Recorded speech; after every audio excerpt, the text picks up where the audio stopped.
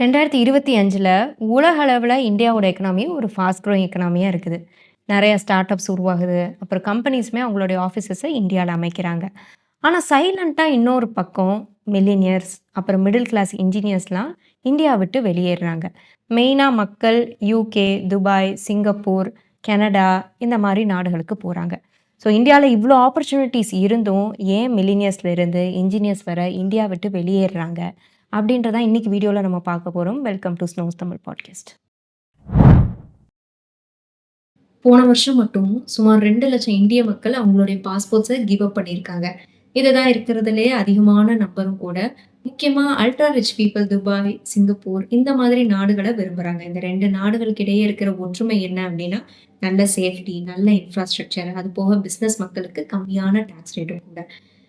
AI, fintech, robotics தான் இப்போதைக்கு ட்ரெண்டிங்ல இருக்கிறது. இது சம்மந்தமான கம்பெனி ஓப்பன் பண்ணணும் அப்படின்னு நினைக்கிற பல பேர் துபாயில தான் மெயினா ரெஜிஸ்டர் பண்றாங்க. ஏன் அப்படின்னா, துபாயில பெர்சனல் இன்கம் டாக்ஸ் அப்படின்றது எதுவும் கிடையாது. அது போக துபாயில கம்பெனி செட் பண்ணணும்னா ரொம்பவே ஈஸி. அண்ட் கவர்மெண்ட்டுமே ஒரு டிரான்ஸ்பரண்டான ப்ராசஸ் வச்சிருக்காங்க. அதே இது இந்தியால ஓப்பன் பண்ணணும் அப்படின்னா ஏகப்பட்ட ப்ராசஸ் இருக்கு.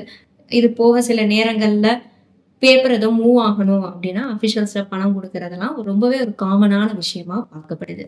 இது எதுவுமே துபாய்ல கிடையாது. அது போக இந்த கவர்மெண்ட் ஜிஎஸ்டி டாக்ஸ் ரேட்ஸ்லாம் எப்பனாலும் மாறலாம் அப்படின்ற பயமும் பிசினஸ் மக்கள் மத்தியில இருக்கு. பட் இது எதுவுமே சிங்கப்பூர், துபாய் இது எதுவுமே கிடையாது. அங்க எல்லாமே ரொம்பவே ஸ்டேபிளா இருக்குது. அடுத்தது இன்ஃப்ராஸ்ட்ரக்சர பொறுத்தவர துபாயும் சரி, சிங்கப்பூரும் சரி, ரோட் கனெக்டிவிட்டி, போர்ட் இது எல்லாமே நல்லா இருக்கு. அதே இது இந்தியால சமீபத்தில ட்விட்டர் தளத்தில இந்தியாவோட கஸ்டம்ஸ குறை சொல்லியிருந்தாங்க. மெயினா 1000 பாலிசிஸ் வச்சிருக்காங்க. அண்ட் இதில ஏதாவது கேட்டு பேக்கேஜ ஹோல்ட் பண்ணிடுறாங்க.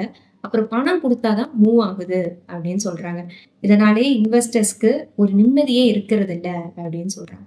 யுஏஇயோட பிளஸ் பாயிண்ட்னா lifestyle, global connectivity, zero income tax. சிங்கப்பூர்னா ஸ்டெபிலிட்டி, நல்ல டிரான்ஸ்பரண்டான லா, அப்புறம் ஸ்மார்ட் டாக்ஸ் இன்சென்டிவ்ஸ். யூகேனா நல்ல எஜுகேஷன் குடுக்குறது, அதுக்கப்புறம் குளோபல் ஃபைனான்ஸ் இது எல்லாமே அந்த நாட்ட ஈர்க்குது. இது எதுவுமே இந்தியால அந்த அளவுக்கு இல்ல அப்படின்னு தான் சொல்லணும். ரீசென்ட்டா இந்தியா கிரிக்கெட் விராட் கோலி அவங்களுடைய ஃபேமிலி மொத்தமா யுகேக்கு மூவ் பண்ணியிருக்காங்க.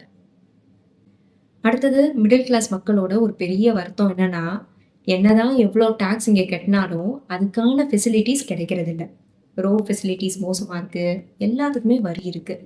ஆனா அதுக்கு உண்டான பலம் இருக்கா அப்படின்னா, இப்போதைக்கு இல்ல அப்படின்னு ஃபீல் பண்றாங்க. அதனாலேயே பல பேர் யுகே, கனடா அப்படின்னு ஷிஃப்ட் ஆக ட்ரை பண்றாங்க. எதனால? ஒரு நல்ல லைஃப் ஸ்டைல் கிடைக்கும். கிளீன், ஒரு சேஃபான என்வைரன்மென்ட்டா இருக்கும் அப்படின்னு ஃபீல் பண்றாங்க. அப்புறம் துபாய், சிங்கப்பூர் கவர்மெண்ட்லாம் 2017ல இருந்தே அவங்களுடைய கவர்மெண்ட் அஃபிஷியல்ஸ்க்கு ஏஐ யூசேஜ்க்கு ட்ரெயின் அப் பண்ணி, அதுக்கேத்த மாதிரி சட்டத்த எல்லாத்தையும் மாத்துனாங்க. அதே இது இந்தியாலயும் இன்னுமே நெறைய லாஸ் பழைய சிஸ்டம்ல தான் யூஸ் பண்றோம். அப்ப அதுக்கேத்த மாதிரி இன்னும் டைம் எடுக்கும். அப்புறம் நெறைய அஃபிஷியல்ஸையும் கிராஸ் பண்ணி தான் வரணும்.